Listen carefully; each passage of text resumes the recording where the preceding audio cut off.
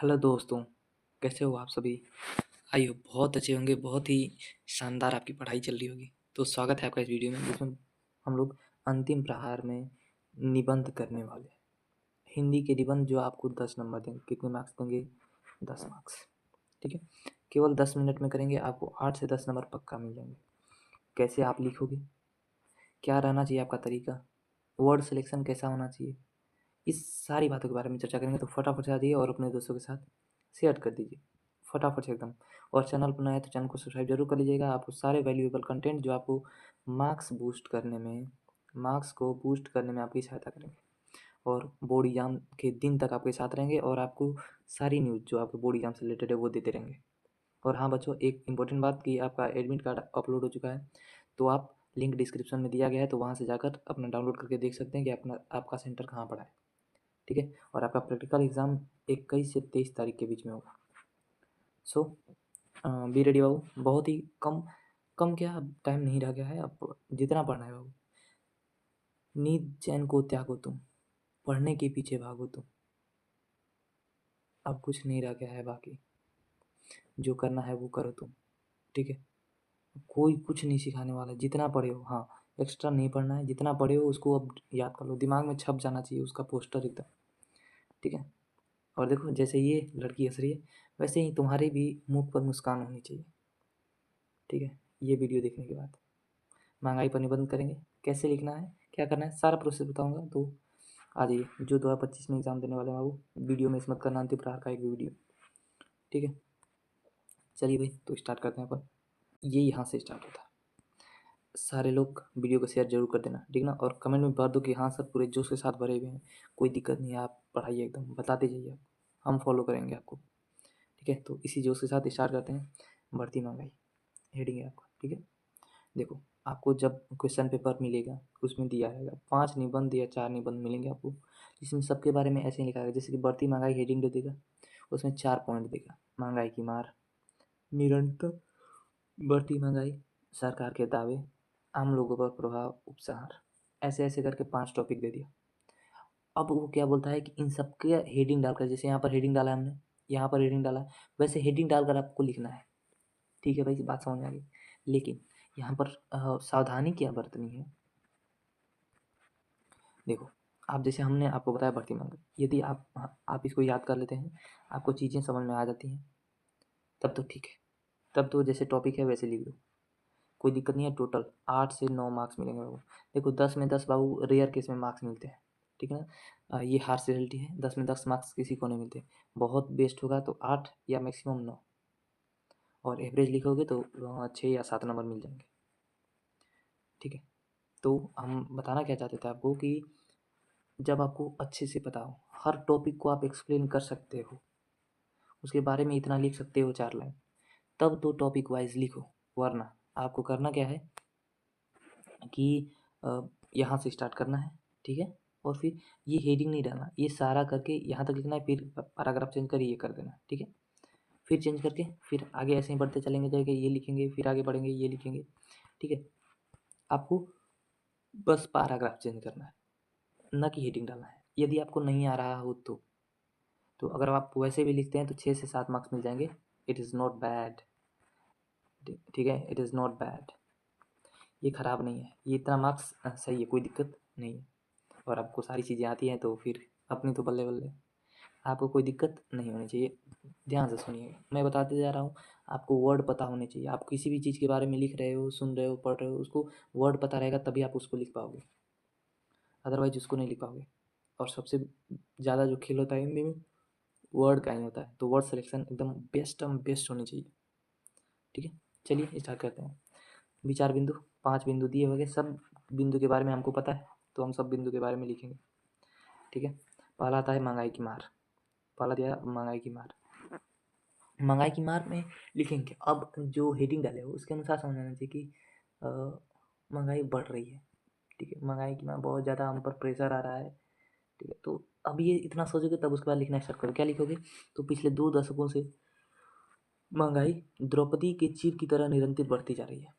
जैसे महाभारत में जब चौसर का खेल हुआ था, उसके बाद द्रौपदी का चीरण हुआ था, तो कृष्ण जी के आशीर्वाद के भाव से द्रौपदी का वस्त्र जो है वो बढ़ता जा रहा था, वैसे ही निरंतर बढ़ता जा रहा था, वैसे ही महंगाई भी निरंतर बढ़ती जा रही है।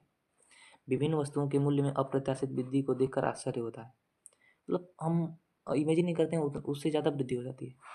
निरंतर बढ़ती हुई महंगाई भारत जैसे विकासशील देश के लिए निश्चित ही भयानक अभिशाप कहा जा सकता है। यह हमारा देश क्या है, विकासशील,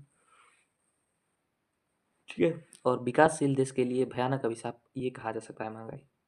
ठीक है, हमने महंगाई की बात, यानी कि महंगाई कैसे अफेक्ट कर रहा है, ठीक है, कैसे वो लगातार बढ़ता जा रहा है, इसके बारे में बता दिया। फिर बोल रहा है कि निरंतर बढ़ती महंगाई, ठीक है, निरंतर बढ़ती महंगाई, इसमें क्या करना है। अब बढ़ती हुई महंगाई का सर्वाधिक मुख्य कारण बढ़ती हुई जनसंख्या है।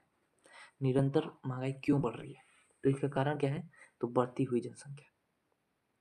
जनसंख्या बढ़ेगी, भोजन पर उपभोग की वस्तुओं पर इस सब पर दबाव बढ़ेगा, उत्पादन बहुत ज़्यादा करना पड़ेगा, उत्पादन कम होगा तो कॉस्ट हाई होगा, क्लियर है।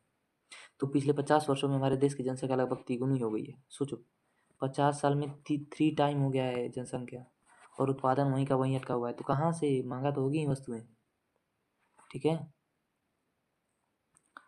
उसके बाद क्या था, जनसंख्या की वृद्धि के अनुपात से विभिन्न वस्तुओं के उत्पादन में वृद्धि नहीं हुई है। जैसे जैसे जनसंख्या जितनी तेजी से बढ़ रही है, वैसे वैसे उत्पादन नहीं बढ़ रहा है, उत्पादन बहुत धीरे धीरे बढ़ रहा है। ये इतना तेजी से बढ़ रहा है, ये धीरे धीरे बढ़ रहा है उत्पादन, तो कैसे काम चलेगा। सबको आवश्यकता की चीज़ें चाहिए, तब वहीं से महंगाई बढ़ती है कि जो 4 रुपये देता है, जो 10 रुपये दे रहा है, उससे अधिक हम 15 रुपये दे के उस सामान को खरीद लेंगे, तो सामान की वैल्यू बढ़ी कि नहीं बढ़ी, बढ़ी, बस वही बात है, ठीक है। तो उत्पादन में वृद्धि नहीं हुई है। जैसे जैसे जनसंख्या बढ़ती है, वैसे वैसे वस्तुओं की मांग भी वृद्धि होती है। मांग के अनुपात में यदि वस्तुओं की पूर्ति में वृद्धि नहीं होती तो महंगाई का बढ़ना स्वाभाविक है। पिछले दशक में विभिन्न वस्तुओं पर लगाए गए करों में भी बहुत अधिक वृद्धि हुई है। बढ़ती हुई महंगाई का एक महत्वपूर्ण कारण व्यापारी वर्ग में बढ़ती हुई मुनाफाखोरी व जमाखोरी की प्रवृत्ति भी है। और उसका बढ़ती हुई महंगाई का एक कारण ये भी है कि जो बेचने वाले लोग हैं, वो बहुत ज़्यादा फायदा कमाने के लालच में आ जा रहे हैं, ठीक है, कि हम ज़्यादा पैसा कमा लें, ज़्यादा पैसा कमा कर रख लें, ठीक है, ऐसी भावना आ जा रही, इसके कारण भी महंगाई बढ़ रहा है। जहाँ 10 रुपये का सामान देना चाहिए उसको 15 का दे रहे हैं, ऐसे थोड़ी होता है भाई। और कहोगे कि महंगाई कहीं और से बढ़ रही, तो ऐसा नहीं होता है। बड़े बड़े व्यापारी प्रायः आवश्यक वस्तुओं का स्टॉक कर लेते हैं। अब देखो, हाँ, यहाँ पर अब अपने गांव में ये एग्जांपल देख सकते हो कि जब खाद लेने की बारी आती है ना, तो देखना खाद को स्टोर कर ले रहा होता है जो दुकानदार होता है, और उसको जब आवश्यकता होती है तो उसको 1.5 गुने दाम में बेचता है।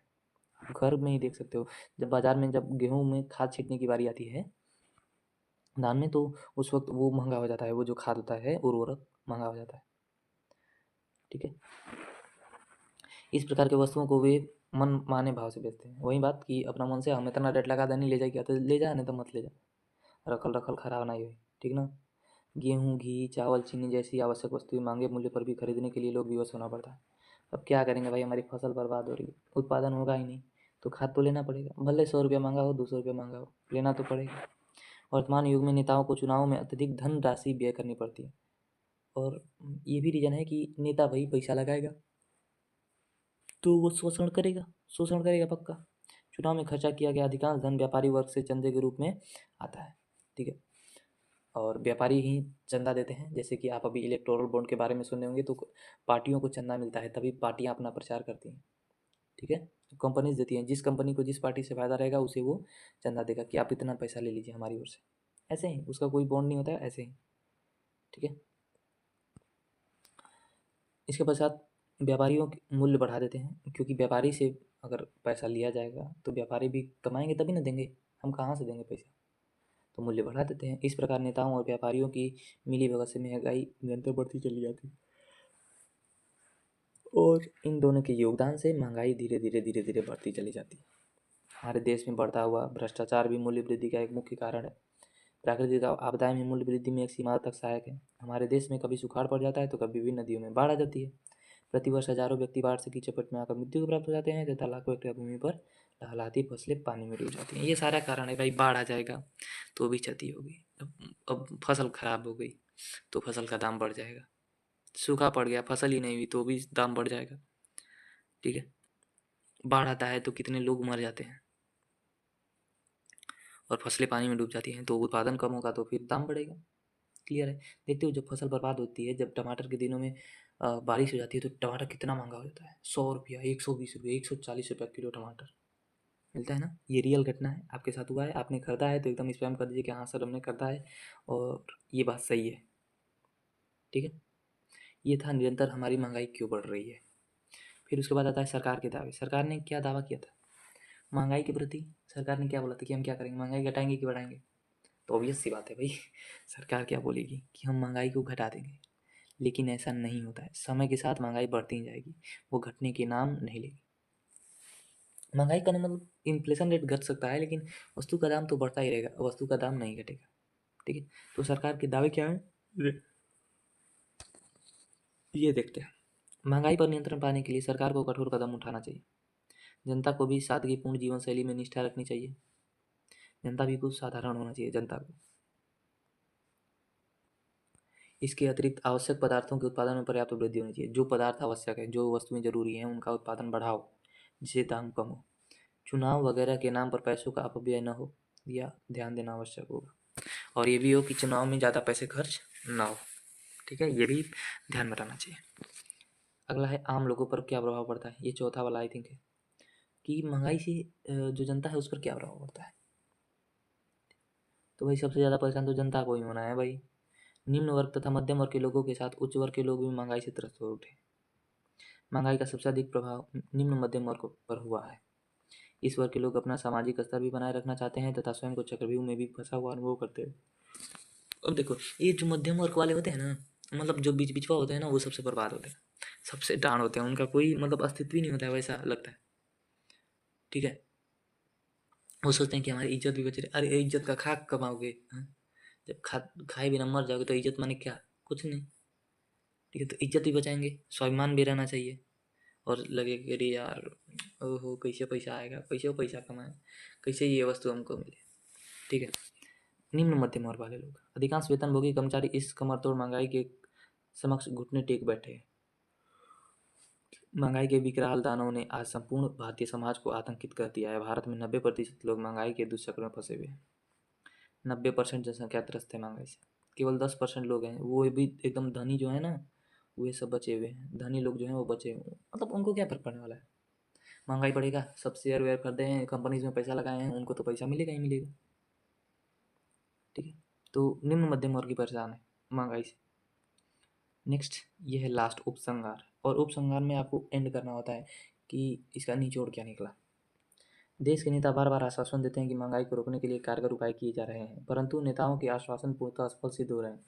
नेता तो बोले थे कि हम महंगाई को कम कर देंगे, लेकिन महंगाई कम होने का नाम ही नहीं ले रही है, वो तो बढ़ती चली जा रही है। तो भारत एक निर्धन देश है। इस देश के मूल्यों का इस प्रकार बढ़ना निश्चय ही बहुत भयानक है। मूल्य वृद्धि के कारण जनता की क्रय शक्ति बहुत ही कम हो गई है। मूल्य इतना बढ़ गया है कि जनता क्या खर्चा करेगी। ठीक है ना, तो आई थिंक आपको बात समझ में आ गई होगी क्या करना था। तो पांचों टॉपिक जो दिए थे सबके बारे में कुछ कुछ यहाँ पर लिखा गया। देखो महंगाई की मार, फिर निरंतर बढ़ती महंगाई के बारे में हमने कुछ लिखा, इतना सारा ये लिखा गया। बढ़ती हुई महंगाई क्या थी, बढ़ती हुई महंगाई। फिर आता है सरकार के दावे। सरकार के दावे क्या क्या थे। ठीक है, सरकार के दावे ये सारे हमने पढ़े ऊपर वाले। फिर उसके बाद आता है आम लोगों पर प्रभाव क्या पड़ा, तो ये निम्न मध्यम वर्ग सबसे ज़्यादा प्रभावित हुआ था। फिर उसके बाद आता है उपसंहार, जिसमें एंड करते हैं कि आखिर इसका निचोड़ क्या है। ठीक है, तो ऐसे उपसंहार होता है। तो आई थिंक आपको बात समझ में आ गई होगी, और समझ में आ गई हो तो वीडियो को लाइक, चैनल को सब्सक्राइब और दोस्तों के साथ शेयर कर दो। शेयर कर दो एकदम फटाक से, वीडियो से एकदम स्पैम होना जाना चाहिए, एकदम चारों तरफ शेयर कर दो वीडियो को। ठीक है, और ऐसे ही हम 4 से 5 निबंध पर लेक्चर देने वाले हैं, वीडियो आपको प्रदान करने वाले हैं, जिसमें 5 निबंध रहेंगे। उसमें से एक निबंध आपको आपके बोर्ड एग्जाम में देखने को मिल जाएगा। 100% एक निबंध मिल जाएगा आपको। ठीक है, सो एकदम तैयार रहो, पेटी पैक करके बैठो भाई कि हम सर आपके अंतिम प्रहार का प्रत्येक वीडियो देखेंगे तो देखेंगे, वीडियो देखेंगे, सारा वीडियो देखना है। ठीक है, और एक आपको झलक दिखा देते हैं, छात्र और अनुशासन। ये हमारा सेकेंड पार्ट #2 में होने वाला है। ठीक है, तो इसको पढ़ कर आइएगा, अगर आ जाए तो बहुत अच्छा। इसमें 4 टॉपिक देंगे, भूमिका, अनुशासन का महत्व, अनुशासन का मार्गदर्शन, उपसंहार, ये होती है भूमिका। ठीक है, तो आई थिंक नेक्स्ट लेक्चर में इसके बारे में डिस्कस करेंगे। सो होपफुली आपको बहुत अच्छा लगा होगा और बहुत ही मज़ा आया होगा। तो वीडियो को लाइक, चैनल को सब्सक्राइब जरूर कर लीजिएगा। मिलते हैं नेक्स्ट वीडियो में। ओके बाबा, लव यू बाबू। पढ़ाई करना मतलब आपके लिए अभी पढ़ाई करना ऐसा हो जाना चाहिए ना कि करो या मरो जैसा हो जाना चाहिए, कि भाई हमको ही पढ़ना ही है बस, खाली समय मिला पढ़ना स्टार्ट। ऐसा नहीं है कि मतलब कि कोई झुटिया का काम मिला उसी में बचे हुए, झुटिया मन ही नहीं कर रहा है सर पढ़ने। अरे भाई 20 दिन पढ़ लो, 20 दिन के बाद कौन पढ़, फिर सो ना। 1 महीने घर वाले छोड़ देते हैं कि लड़का बोर्ड का एग्जाम दे ले, छोड़ दो लड़का के। सो भाई अवेयर हो जाइए, आप ही के लिए है। ठीक है, okay, love you, bye bye.